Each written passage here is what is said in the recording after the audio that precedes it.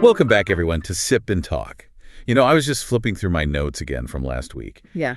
And I cannot believe we missed this huge section, like a really big chunk. Oh, I know. I thought something felt a bit light, like the whole discussion felt shorter than it should have. Totally. Huh. Okay, well, let's dive back in and cover it now. This whole segment is about the argument that China's showing signs of, well, North Koreanization. Yeah. It's a pretty charged topic. Yeah, definitely heavy stuff. And we really need to be super clear for you right at the start. This term, CNKization. Yeah. It's not saying China's suddenly going to become North Korea economically. Right, so we're not predicting, like, mass famine or total isolation like the DPRK. Yeah. No Shanghai Disappearing Act. Exactly. It's more. What scholars and analysts, especially looking at the 2023-2025 period, have called a critical metaphor, or maybe a critical simile, Okay. It's specifically pointing to the similarities in things like digital control, really intense ideological conditioning, and social grading, how the state manages people. So it's about using high-tech tools to get this level of social control that kind of looks like older, more low-tech systems in places like North Korea. That's the core idea. And our goal today is just to unpack that metaphor, look at the facts people are pointing to, especially these digital control systems. All right, let's get into it. The comparison that really got this whole thing going seems to be the social credit system meets North Korea's Songbun. For anyone listening who doesn't know, Songbun is basically like a super rigid caste system. Right. Based on your family's political loyalty, right? And it decides everything for you. Yeah, absolutely. And that's the key parallel analysts jumped on. China's social credit system, the SCS, isn't based on your grandparents' politics, but the outcome, the blacklist mechanism. Yeah. It creates the similar kind of fear, social exclusion, economic trouble. It affects hundreds of millions based on their current behavior, their score. Wow, okay. That functional similarity is... Oh, yeah. Chill. So if we break down the main parallels people cite, what's number one? First is information control. North Korea, that's just a total block. Brute force. China has the Great Firewall, sure, but it's how it evolved. By 2025, it's this AI-driven beast. Some analysis suggests like a 95% deletion rate for certain content on WeChat or Weibo. 95%? That's not filtering. That's practically erasing conversations. Pretty much. Doesn't that almost make it more effective than the North Korean way? Because there's still this illusion of openness. That's a really sharp point. It's control that can almost deny it's controlling things. Okay, second, social grading. Songbun locks your fate, SCS blacklists, hit your travel, your finances, and the data shows it's affecting, 450 million people. Huge numbers facing real restrictions from a digital score. Third one you mentioned was the personal cult. The Kim dynasty worship versus Xi Jinping thought becoming mandatory. Exactly. It's about that mandated ideology. By 2024, reports said Xi Jinping thought was required in over 70% of the school curriculum. Not just politics class, it's everywhere. An enforced way of thinking pushed through schools, apps. Okay. And fourth, surveillance. NK had, neighbor reporting, cam. China's got the tech version right. Skynet, the digital ID estimates were around 800 million cameras by 2025. AI-assisted eyes everywhere in public. A mind-boggling scale. And the last one, economic context. Right. North Korea uses control often to manage extreme scarcity. China, especially in this 2023-2025 window, seems to be using heightened control, partly to manage an economic slowdown. The Common Prosperity push, youth unemployment soaring over 20%. So when growth slows, control tightens to maintain stability.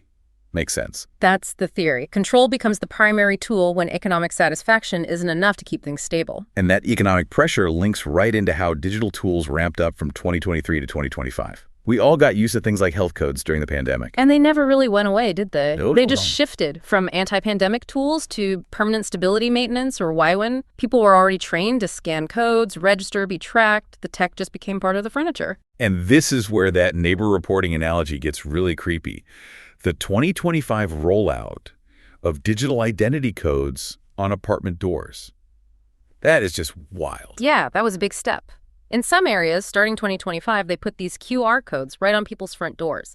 Your neighbors could scan it and check your social credit score. Seriously? Seriously. It's like the old North Korean mutual aid group reporting, but automated, AI-enhanced, and tied directly to your official score. Neighbor-on-neighbor surveillance, gamified.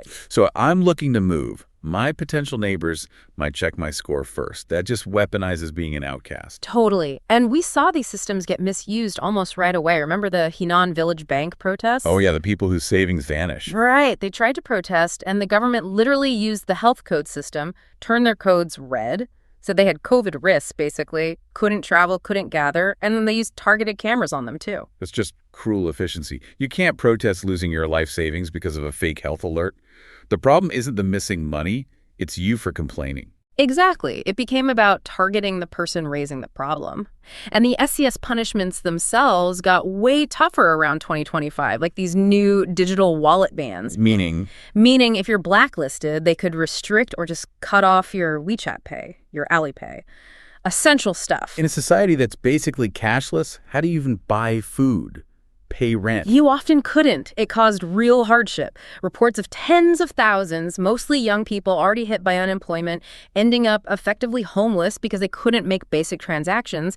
It's a digital system that just kicks people when they're down. And the control obsession goes down to the tiniest things. I mean, the codes on kitchen knives. Is that real? Apparently so. It's an extension of security measures first trialed in places like Xinjiang. Around 2025, there were pushes in Beijing to engrave ID codes on knives, other potentially risky items. It echoes local SCS rules, penalizing stuff like, littering in Jiangsu. Engraving knives. It's like the state wants to prove it can see everything, even inside your kitchen drawer. Makes the control feel absolutely total. And the impact isn't small. The sheer numbers. SCS restrictions blocked something like 26.8 million plane tickets and nearly 6 million high-speed rail tickets over a period. Millions of times people's movement was physically stopped by a digital flag. So, okay, given all that the cameras, the codes, the restrictions, the huge question is, why isn't there more noise, more pushback? Yeah, that's the million-dollar question, isn't it? And it's probably not just one thing, not simple apathy. It's more like systemic adaptation. Yeah. Partly cultural, partly psychological. Talk about the cultural part, because, from maybe an American perspective, giving up that much privacy seems alien. Well, culture plays a role. Models like Hofstede's show China has a very high power distance index, right? Around 80, global average is like 55. Meaning, generally speaking, there's a greater acceptance of hierarchy of authority. Yeah. So when the state says surveillance is for public safety or social order, it resonates differently. The collective good often outweighs individual privacy concerns. The state gets the benefit of the doubt more easily. You could say that. Plus, the whole concept of privacy, the word itself in Chinese, "si," can sometimes imply selfishness, being withdrawn. It doesn't always have the same positive, fundamental right vibe it might have elsewhere. Surveys reflect that maybe only 42% prioritize it versus nearly 80% in the U.S. The baseline value is just different. Wow, okay. That's a big difference in perspective. And then there's just getting used to it. Yeah, surveillance fatigue, it's like background noise. Sure. 800 million cameras become normal, so people practice silent compliance. They self-censor. We saw data suggesting 65% of netizens admitted they hold back controversial opinions online. Why risk it? So the system works partly because people police themselves. Exactly. They internalize the rules and the risks. But sometimes it's even framed positively, right? How so? That's the utility misattribution idea. If the surveillance does provide a clear benefit, smoother traffic, maybe health tracking, before people focus on that benefit, they credit the system for the convenience and kind of mentally minimize the privacy cost involved. Right, look how efficient the trains are. Never mind how they track where you go. Precisely. And look, none of this high-tech control happens in a vacuum. You need the tech companies. Which brings us to Huawei, the national tech champion, tying its products to patriotism. Yeah, the patriotism bind. It's a powerful narrative. Buy Huawei, support China, stand up to foreign bullies. It makes criticizing the product feel like criticizing the country. Which has real consequences, right? Wasn't there a case with an online influencer? There was. Sued and fined 200,000 RMB, a huge sum, just for negative comments about a product. Shows you the risk of speaking out. And it feels like the company has state backing when things get serious, like that 251 incident. That was deeply concerning. A former employee, Li Hongquan, detained for 251 days over what started as a severance pay dispute.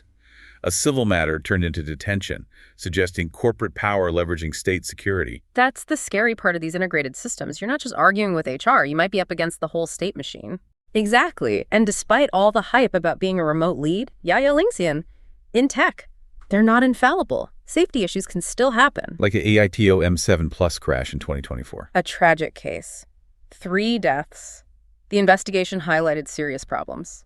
The electronic doors wouldn't unlock after the crash, trapping people. And the AEB system, the automatic emergency braking, they heavily promoted. Yeah. It apparently failed completely, didn't engage. That really challenged the narrative of untouchable tech superiority. Okay, so let's try to pull these threads together. We've got the CNKization metaphor, the digital tools making it possible, the cultural factors enabling acceptance, the tech companies involved. What's the big picture, the global takeaway? I think the stakes are pretty high. This trend suggests a big shift in China's model, moving focus from just economic growth to prioritizing absolute stability maintained by these pervasive digital controls. And it's creating essentially a digital caste system that deepens social divides. And it's not just staying within China's borders, is it? No, that's the really worrying part for international observers. This model of digital authoritarianism, the tech, the methods, the social scoring ideas that's being exported, offered to countries in the Belt and Road Initiative, for example. That's why you see bodies like the UN raising alarms, like in their 2024 report on privacy violations spreading with this tech. Okay, so for our final thought to leave you, the listener, chewing on, we see this incredibly powerful digital control system. If it does manage to keep things stable, even with big economic headwinds, say GDP growth is only 4.5%, does that prove this kind of digital iron curtain actually works long-term? Or does the underlying damage the loss of trust, like that reported 50% drop after things like the Henan Red Code scandal, does that eventually cause the whole thing to crack from within? That tension between the visible stability and the potential erosion of trust. That's really the key thing to watch, I think. Absolutely. A really complex dynamic. Well, thank you for walking us through all of that. It's a lot to process. And thanks to all of you for joining us here on Sip and Talk for this discussion. Yeah, thanks, everyone. If you found this conversation useful, maybe learned something new, please do subscribe to Sip and Talk wherever you get your podcasts. Oh, and also check out our old friend Mickey's YouTube channel. Great stuff over there. Lots of memes, music, wine tasting, travel vlogs. Really fun. Give a look. Until next time.